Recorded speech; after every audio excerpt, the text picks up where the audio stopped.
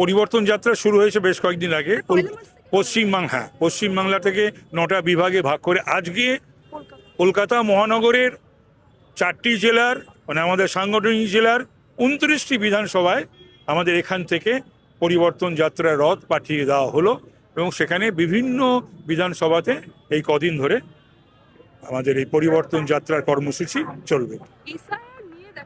গতকাল থেকে মুখ্য নির্বাচনী আধিকারিকের অফিসের সামনে বামেদের অবস্থান বিক্ষোভ এবং আজকে একই সঙ্গে হুমায়ুন কবির, নওশাদ সিদ্দিকী তারা গেলেন। না, ঠিকই আছে, সেটা ওরা ওদের কথা বলতেই পারে।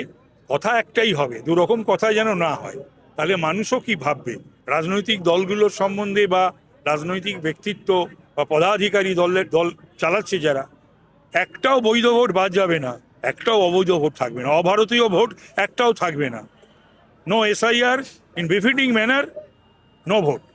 দেখা যাচ্ছে যে এখনো যেগুলো বিচারাধীন রয়েছে যতদিন না পর্যন্ত ফাইনাল হবে ততদিন ভোটারের লিস্ট অর্থাৎ ভোটের তারিখ ঘোষণা করা যাবে না এমনটা। সেটা আমাদের বিষয় না। ইলেকশন কমিশন একটা স্বশাসিত সংস্থা এবং সংবিধান প্রদত্ত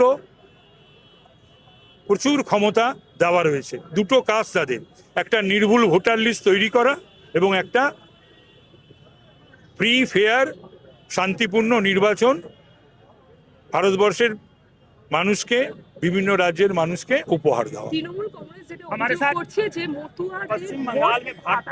যেটা নাগরিকত্ব দেওয়ার নাম করে কেন্দ্রীয় সরকার তারা বলছে যে সিএ এটা করছে, মানে এসআইআর করছে। যেটাই হোক না কেন, হিন্দু এবং ভারতীয়দের জন্য, ভারতীয় মুসলমানদের জন্য এটা চিন্তা করতে হবে না তৃণমূলকে। এই চিন্তা ভারতবর্ষের প্রধানমন্ত্রী করছেন, ভারতবর্ষের স্বরাষ্ট্রমন্ত্রী করেছেন, বিজেপি করছে। তৃণমূল কংগ্রেস রাজনীতি করছে ধর্ম নিয়ে।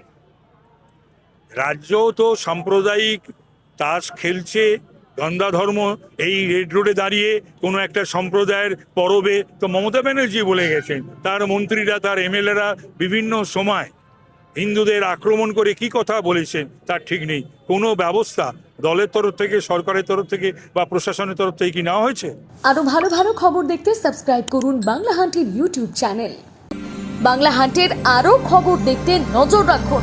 বাংলা খবর মানেই বাংলা হান্ট।